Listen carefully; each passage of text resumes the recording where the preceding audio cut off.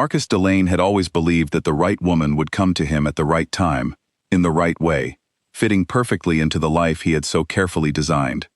He was 34 years old, a corporate attorney in Atlanta, with a wardrobe that never wrinkled and a calendar that never had empty spaces. He drove a black car that smelled like leather and ambition. He ate at restaurants where the menus had no prices. He had built everything he owned with his own hands, and he was proud of that, perhaps more proud than was good for him. He was not a bad man. That is important to understand. Marcus was generous with his family, loyal to his friends, and kind to strangers in elevators. But somewhere beneath all that polish and discipline lived a quiet arrogance he had never examined closely enough. It whispered to him that he was special, that he deserved only the best, that the best would always wait for him, because men like him were worth waiting for. That belief would cost him everything.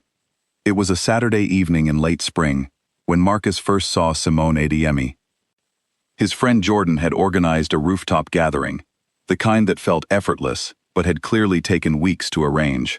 String lights, soft music, the Atlanta skyline glowing gold behind it all. About 40 people moved around the space with drinks in their hands and laughter in their voices. Marcus arrived late, greeted a few faces, and found himself standing near the edge of the rooftop with a glass of sparkling water when he noticed her. She was not the loudest person there. She was not trying to be noticed.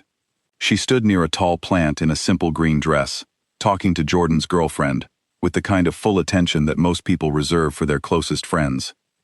She nodded, she smiled, she laughed, and when she laughed, it was real, the kind that starts in the chest before it reaches the face. Marcus watched her for exactly 45 seconds before Jordan appeared beside him. "That's Simone," Jordan said, without being asked. "Pediatric nurse, brilliant, good people." "Introduce me," Marcus said. Jordan raised an eyebrow. In 12 years of friendship, Marcus had never asked to be introduced to anyone. They talked for 2 hours that night, Simone and Marcus, standing near that tall plant, while the party moved around them like water around two stones. She talked about her patients, small children facing enormous challenges, and the way her voice softened when she described them told Marcus more about her character than any resume ever could. She asked him questions that were not the usual questions. She did not ask what firm he worked for, or what kind of car he drove. She asked him what kind of lawyer he had wanted to be when he was young, before the money became part of the picture. She asked him what he did on Sunday mornings when no one was watching. He found himself answering honestly, which surprised him. When the evening ended, Simone said goodnight warmly and left without offering her number. She did not play games. She simply did not assume he wanted it. Marcus asked Jordan for it the very next morning. For 3 months, something quiet and rare grew between them. Marcus texted her late at night about articles he had read, ideas that had kept him awake, questions he had never thought to ask himself before meeting her. She responded with equal curiosity, sometimes adding a perspective that shifted his thinking entirely. She called him on Tuesday afternoons, usually between her shift ending and her evening walk, just to talk. Not about anything urgent, just to share the texture of her day. He looked forward to those calls in a way he did not fully admit to himself. They met for coffee twice. Dinner once. A museum visit that stretched 4 hours longer than either of them planned. Each time, Marcus left feeling lighter than he had arrived, which was unusual for a man who carried himself like a building. But Marcus was also pulling back. Quietly, almost invisibly, he was keeping one foot out of the door. He told himself it was wisdom. He told himself he was simply being careful, that a man in his position could not afford emotional decisions, that the stakes were too high to rush. But if he had been truly honest with himself, the kind of honest that requires sitting in a quiet room with no distractions, he would have admitted the truth. Simone was real, completely, uncomplicatedly real. And real things could be lost. Real things could hurt. It was far safer to keep her at a slight distance, to enjoy her warmth without fully stepping into it, to let the connection breathe without ever committing to it fully. His closest friend, a man named Raymond, said it plainly one evening over dinner. "You like her more than you've liked anyone in years," Raymond said, "and that's exactly why you're going to ruin it." Marcus told him he was wrong. One evening in August, Simone asked Marcus a simple question. They were sitting outside at a small cafe, the kind of place with mismatched chairs and good tea. The sun was going down. The air smelled like rain that hadn't arrived yet. She set her cup down, looked at him with calm, clear eyes, and said, "Marcus, what do you actually want? Us. From this, I mean. From us." It was not an aggressive question. It was not a threat or an ultimatum. It was a woman being honest enough to ask what she deserved to know. Marcus gave her a careful answer. He talked about timing, about the pace at which he moved, about not wanting to label things prematurely. He used words that sounded thoughtful but said very little. He watched her face while he spoke. He saw her listen carefully, the way she always listened, and then nod once. A slow, understanding nod that somehow felt heavier than any argument she could have made. "Okay," she said simply. "I understand." She meant it. That was the thing about Simone. She did not say things she did not mean. 3 weeks later, she stopped reaching out. No dramatic exit, no long message explaining her reasoning. She simply stepped back, the way a woman does when she finally decides to believe what a man's actions have been telling her all along. Marcus noticed her silence immediately. He told himself she would return.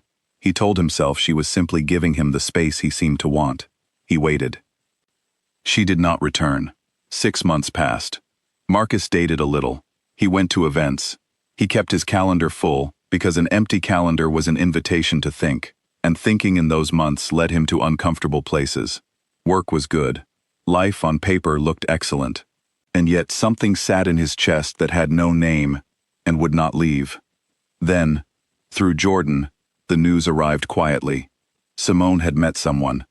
His name was Darius Cole, 38 years old, former Division I athlete, now the owner of 2 successful restaurants in the city. Not famous in a loud way, but known. The kind of man who walked into a room and changed the temperature without saying a word. People who knew Darius described him the same way every time. Solid. Present. A man who made decisions and never looked back at them with regret. Marcus heard all of this and smiled in the way people smile when they are not actually amused. He told Raymond it was fine, that Simone was a good woman and deserved someone good. He said all the right things. Raymond listened and said nothing, which was the wisest response. 2 months later, Marcus went to a gallery opening in Midtown. He had bought his ticket weeks before, excited about the artist being featured. He arrived in a good mood, moved through the space looking at the work, accepted a glass of sparkling water from a passing tray, and turned a corner. There they were. Simone stood in front of a large canvas, her head tilted slightly to the side, the way it did when she was genuinely thinking about something. She wore a deep burgundy dress that Marcus had never seen before. She looked like herself. That was the only way to describe it. Not dressed up in a way that felt like a costume. Simply, fully herself. And she was glowing in a way that took his breath without warning.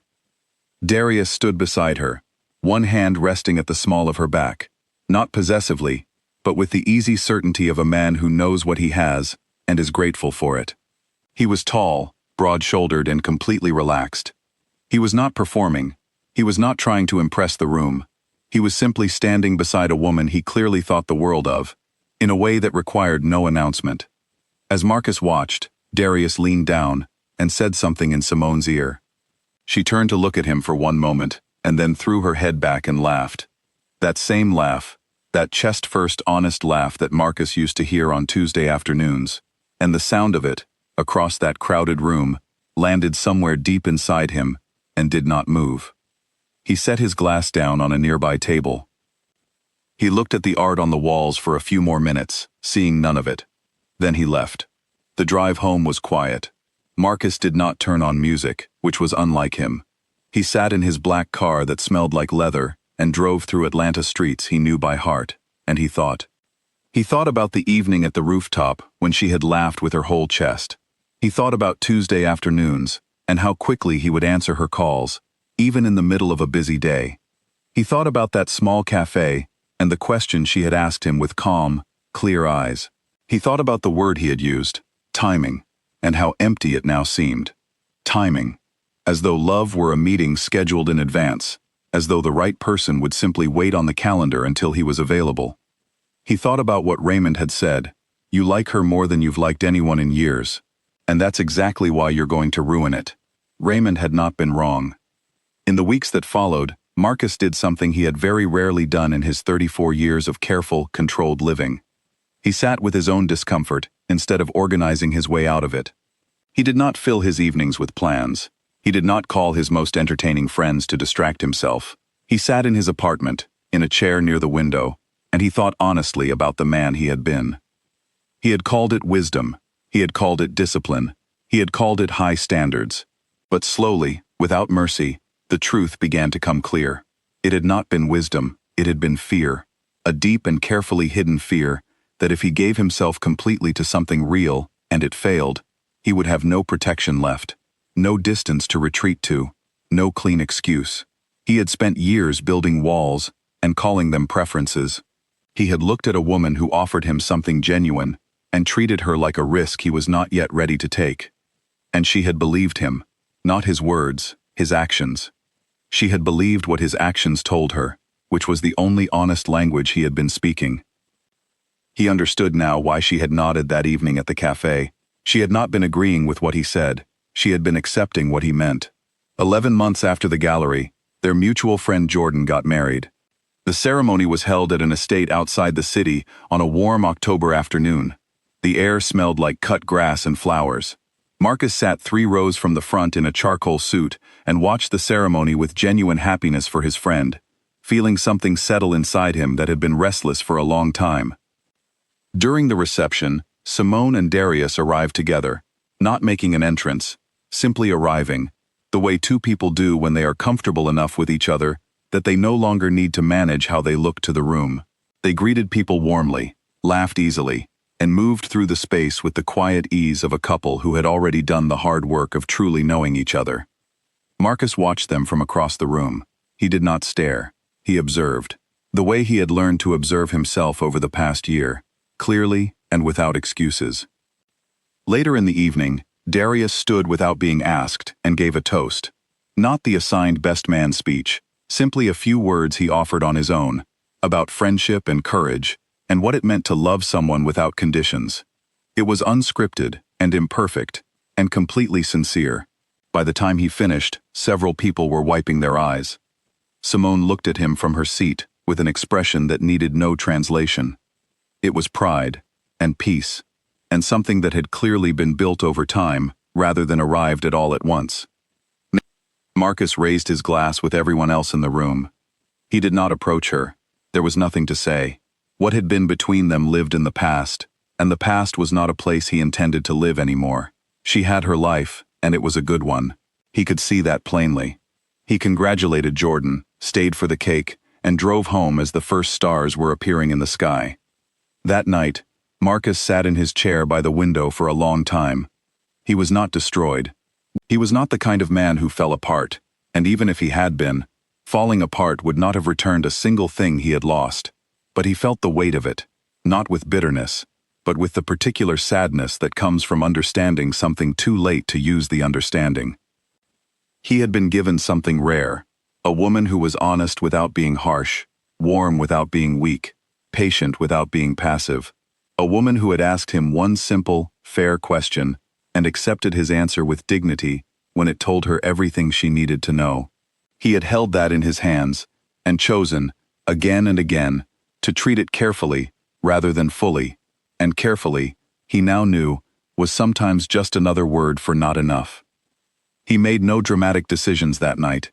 He did not write anything down or call anyone. He simply sat with the truth of it until the truth became something he could carry without it swallowing him. And then he made one quiet promise to himself, not about finding someone new, not about moving faster or trying harder in some mechanical way. The promise was simpler and more difficult than any of that. He promised to become the kind of man who recognized a gift while it was still in his hands, who chose deliberately, who loved without keeping one foot at the door as an escape route. He did not know yet whether that man would find what he was looking for, but he knew, with a certainty that felt new and solid and real, that the old man, the careful, arrogant, beautifully defended old man, was finished. And that was, at least, a beginning.